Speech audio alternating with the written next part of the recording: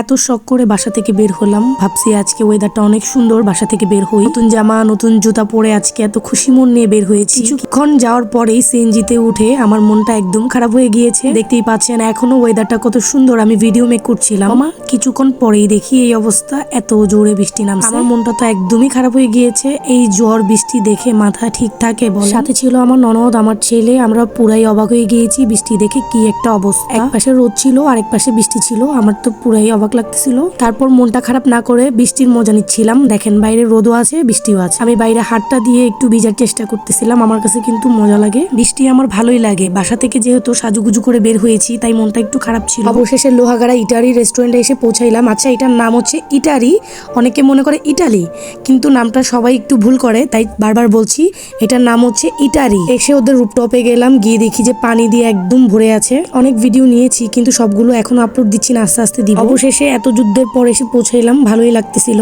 আর লোহাগাড়াতে কে কে আছেন অবশ্যই কমেন্ট করবেন, আমি কিন্তু লোহাগাড়াতে আছি এখন।